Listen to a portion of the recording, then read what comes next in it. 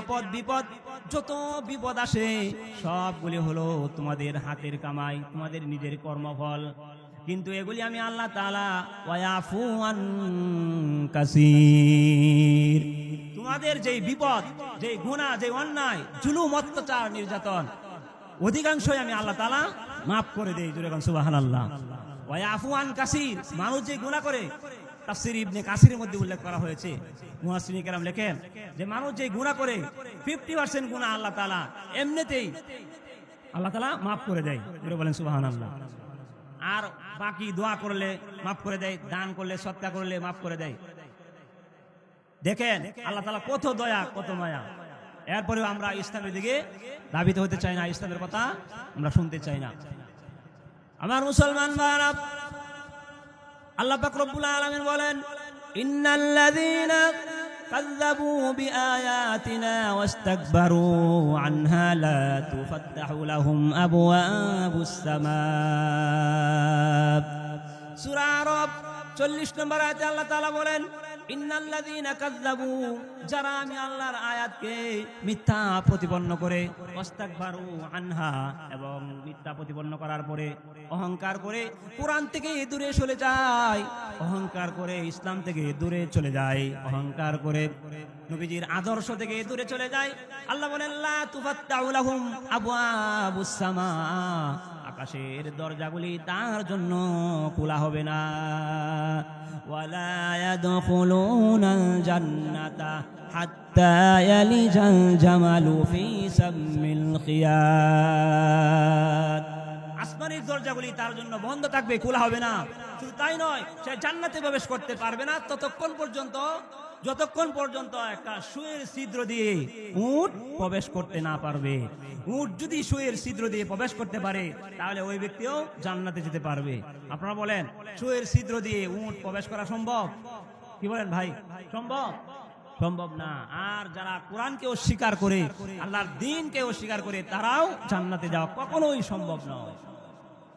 এই জন্য আমার মুসলমান ভাইরা, সূরাতুল মুলক 29 নম্বর পারা 1ম নম্বর পৃষ্ঠায় আল্লাহ পাক রব্বুল আলামিন বলেন, কুল্লামা উলকিয়া ফিহা ফাওজুন সাআলাহুম খাজানাতুহা আলাম ইয়াতিকুম নাযীর। সূরা মুলকের 8 নম্বর আয়াতে আল্লাহ তাআলা বলেন, যখন কোন দলকে জাহান্নামে নিক্ষেপ করা হবে, তখন জাহান্নামের যে দারোয়ান আছে, জাহান্নামের যে দারোগা আছে, দারোয়ান আছে, তারা জিজ্ঞাসা করবে, সালাহুম খাজানাতুহা আলাম ইয়াতিকুম নাযীর, হে মুহাম্মদের উম্মত, তোমরা কেন জাহান্নামে চলে যাও? তোমাদের কাছে কি কোনো সতর্কবাণী আসে নাই, সতর্ককারী আসে নাই? তোমাদের কাছে কি মসজিদের ইমাম কোরআনের কথা বলে নাই? তোমাদের কাছে কি উলামায়ে কেরাম কোরআনের তাওহীদের জান্নাত জাহান্নামের কথা কি তুলে ধরে নাই? তখন তারা বলবে, ক্বালু বালা ক্বাদ জাআনা নাযীর, তারা বলবে, হ্যাঁ অবশ্যই এসেছিল। তখন আবার প্রশ্ন করা হবে, তাহলে কারণটা কি? তোমরা কেন জাহান্নামে যাও? তারা বলবে, ফাকাযযাবনা ওয়া কুলনা মা নাযালাল্লাহু মিন শাই। তারা বলবে, আমরা আমাদের কাছে এসেছিল, বলেছিল কোরআনের কথা, হাদিসের কথা, কিন্তু আমরা বলেছি ফাকাযযাবনা, এগুলি হলো মিথ্যা। মৌলভী সাহেব যা বলে এগুলি কি মিথ্যা বলেছি।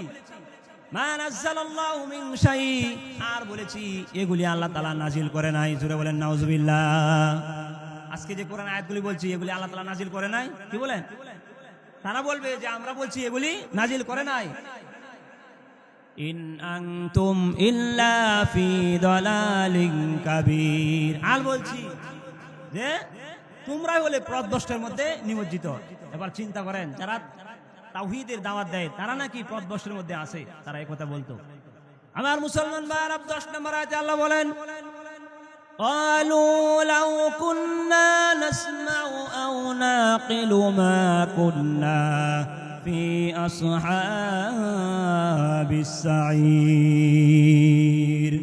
সূরা মুলকের 10 নম্বর আয়াতে আল্লাহ বলেন, ওই সময় জাহান্নামীরা জাহান্নামে যাবে আর বলতে থাকবে ক্বালু লাউ কুন্না নাসমাউ, হায় হায় রে আমাদের জন্য আফসোস আর আক্ষেপ হলো, আমরা যদি ভালো করে আলেমদের কথা শুনতাম আর মেনে নিতাম, আও নাকিলু আকল জ্ঞান বুদ্ধি খাটাইয়া যদি আমরা চলতাম, ইসলামের বিধিবিধান যদি কিছু মেনে চলতাম, তাহলে আজকে আসহাবিস সাইর, এই সাইর নামক জাহান্নামে আমাদের যেতে হতো না।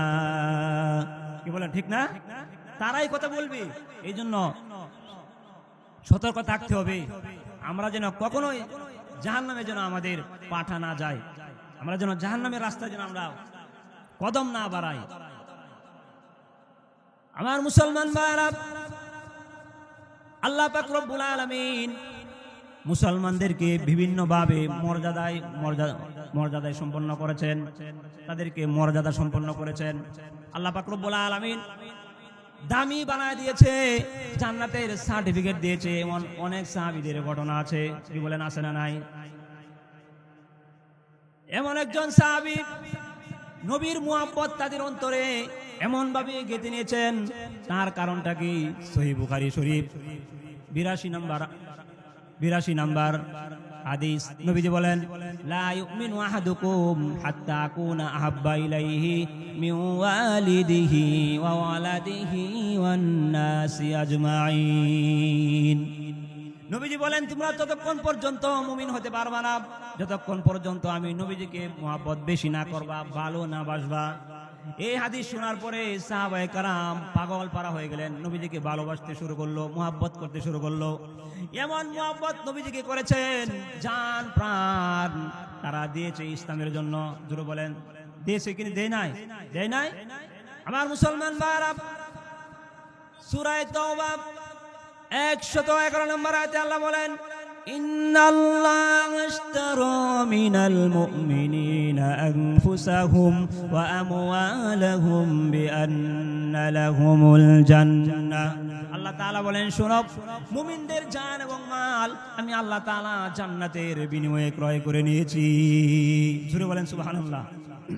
আল্লাহ তাআলা আমাদের জান এবং মাল জান্নাতের বিনিময়ে ক্রয় করে নিয়েছেন। তাহলে আমরা কিসের মালিক? বলেন জান্নাতের মালিক। ভাই বলেন না আমরা কিসের মালিক? জান্নাতের মালিক। আমাদের জান আর মাল আল্লাহ তাআলা নিয়ে গেছে আর জান্নাত দিয়ে দিয়েছেন। সুবহানাল্লাহ।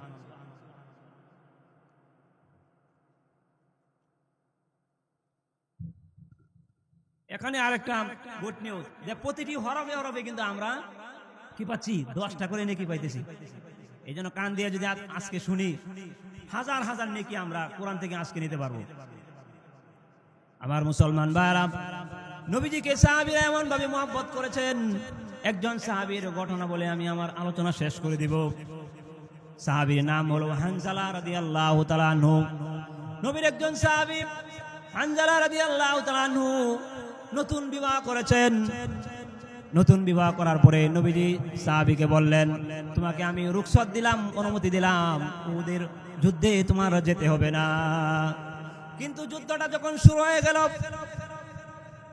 বিশ্বনবী রাহমাতুল লিল আলামিন নবীজি যখন কাফেরদের বিরুদ্ধে যুদ্ধ শুরু করলেন, যুদ্ধ হয়ে গেছে। যুদ্ধ করতে করতে করতে করতে হঠাৎ করে একজন ঘোষণাকারী ঘোষণা করলো, দৌড়ে দৌড়ে ঘোষণা করতেছেন যে এই এলাকার ভিতরে এমন কারা কারা নবীর আশেকে রাসূল আছো, আশেক আছো, তাড়াতাড়ি দৌড়ে চলো না। মুহাম্মদ কুতিলা মুহাম্মদ লি উহুদিন, মুহাম্মদ উহুদের ময়দানে শহীদ হয়ে গেছে। যাই দেখো তোমাদের দিনের নবী উহুদের মাঠে আর নাই, ওনাকে শহীদ করে দেওয়া হয়েছে, আর তাকে পাইবা না। এই কথা যখন শুনলেন হানজালা রাদিয়াল্লাহু তাআলা আনহু, তার ফরজ গোসল হয়েছিল। ফরজ গোসল করার জন্য তিনি যখন গোসলখানায় গেলেন, হঠাৎ করে এই খবর শুনলেন। তাড়াতাড়ি গোসল বাদ দিয়ে স্ত্রীর কাছে দৌড়ে চলে গেলেন। যাই বললেন, স্ত্রী আমার তরবারিটা ওই যে দেখা যায় ঘরের কর্নারে, এই তরবারিটা দিয়ে দাও। স্ত্রী বলল, কেন? আপনি না ফরজ গোসল করার জন্য গিয়েছেন, এখন তরবারি দিয়ে কি করবেন? ফরজ গোসলটা করে নেন। তখন হানজালা বলল, এই স্ত্রী, আমি কার জন্য গোসল করব? যেই নবীর জন্য এই দুনিয়া সৃষ্টি হয়েছে, যেই নবীর জন্য আমরা জান প্রাণ সাহাবীরা দিয়েছে, এই নবী আজকে দুনিয়াতে নাই, আমি গোসল করে কি করব? স্ত্রী রে তরবারিটা দিয়ে দাও। স্ত্রী যখন তরবারি দিয়ে দিলেন আর বলে দিলেন স্বামী রে যাও, নবীজি আপনাকে অনুমতি দিয়েছে, আমি অনুমতি দিয়ে দিলাম, কিন্তু শেষ মুহূর্তে একটা দরখাস্ত হলো, আপনি গোসল করে পবিত্র হয়ে যান। আমার মুসলমান ভাইরা, তিনি গোসল করলেন না, এভাবে দৌড়ে চলে গেলেন উহুদের ময়দানে। কচু কাটা করতেছে, যুদ্ধ করতেছে কাফের মুশরিকদেরকে কচু কাটা করতেছে। হঠাৎ করে যুদ্ধ করতে করতে তিনি এক পর্যায়ে শহীদ হয়ে গেলেন।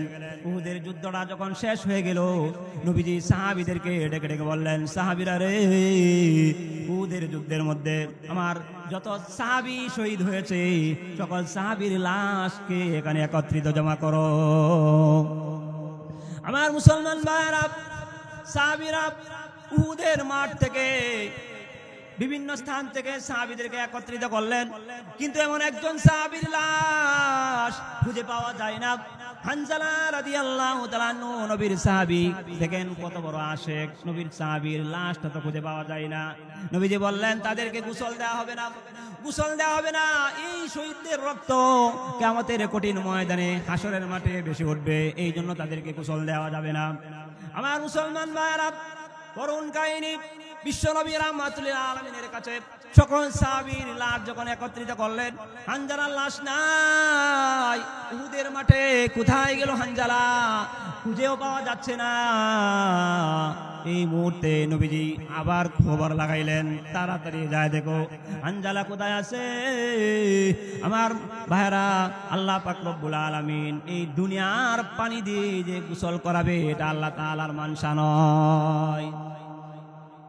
হানজালা রাদিয়াল্লাহু তাআলা আনহু এভাবে তালাশ করার জন্য যখন নবীজি পাগল পারা হয়ে গেলেন, হঠাৎ করে জিবরাইল খবর নিয়ে আসলেন, ইয়া রাসূলুল্লাহ, ইয়া হাবিবাল্লাহ, ওগো নবীজি, আপনার সাহাবী হানজালার লাশ উহুদের মাঠে পাবেন না। আপনি একটু মাথাটা উপরের দিকে তাকান, আকাশের দিকে তাকায় দেখেন, জান্নাতের হুর পরীরা জান্নাতের পানি দিয়া আপনার সাহাবীর গোসল করায় দিয়েছে। জোরে বলেন সুবহানাল্লাহ। আমার মুসলমান ভাইরা, আল্লাহর নবী বিশ্ব নবী রাহমাতুল লিল আলামিন যখন কবর দেওয়ার জন্য যখন তিনি গেলেন, তখন একজন মহিলা দৌড়ে এসে বললেন, ওগো নবীজি, এই যুবককে আপনি গোসল করানি ছাড়া কবর দিয়েন না। নবীজি বললেন, ও মা, তুমি কে? তোমাকে তো চিনতে পারলাম না, একটু পরিচয় দাও না।